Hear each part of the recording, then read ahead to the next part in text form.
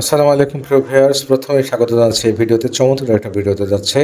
আপনারা আজকে জানতে পারবেন যে এই মৌমাছিকে কিভাবে পোষ মানানো হয় এবং এই বক্সে কিভাবে আসলে এটা রাখা হয় মৌমাছিদেরকে, এবং তাদেরকে কিভাবে কাজে লাগিয়ে মধু সংগ্রহ করা হয়।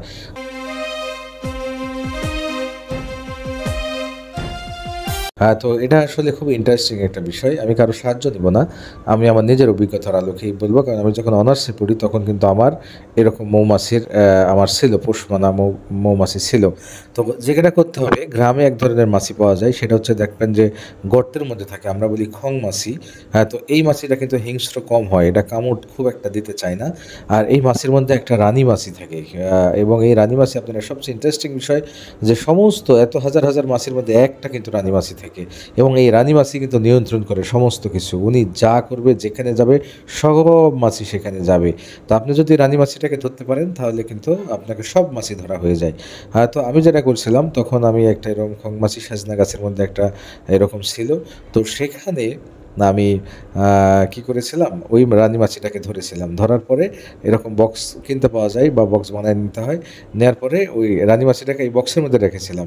আর সবচেয়ে ইন্টারেস্টিং, এখানে কিন্তু একটা কুইন গেট রয়েছে। এই যে এখানে সব মাছি যাতায়াত করতে পারবে, বাট রানী মাছি কিন্তু কখনোই কোনোভাবে যাতায়াত করতে পারবে না, কারণ সেটা আকৃতিতে একটু বড় হয়। তো যাই হোক, আমি যখন ধরলাম, ধরার পরে যখন এটার মধ্যে দিয়ে দিলাম রানী মাছিকে এবং কুইন গেট লাগাই দিলাম, তখন ওই সাজনা গাছের নিচে এই বক্সটা কয়েক মিনিট মধ্যে রাখলাম, মানে 1-2 মিনিটের মধ্যে। তখন দেখলাম যে সমস্ত মৌমাছি ওই বক্সের মধ্যে ঢুকে গেল। আলহামদুলিল্লাহ! কি যে একটা মানে মজার একটা ঘটনা এটা। এটা আপনারা না দেখলে, চোখে না দেখলে বিশ্বাস করবেন না। তখন আমি সেই বক্সটা কী করলাম, মাথায় নিলাম। নেওয়ার পরে আমি বাড়িতে নিয়ে চলে আসলাম। আসার পরে আমার বাড়িতে এটা পোষ মানাতে হয়। পোষ মানাতে হয় কীভাবে? তো প্রথমে তো তারা খাবার দিতে হবে।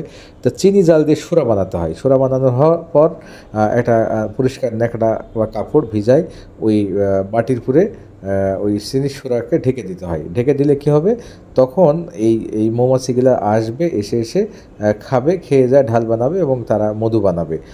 তো এটা একটা চমৎকার। তো যাই হোক, আমার বাসাতে ছিল, তখন আমি অনার্সে পড়ি, তখন চলে গেছিলাম আমি বাড়িতে রেখে। তো এটা তো অন্য কেউ দেখতে পারে না বা ভয় পায়।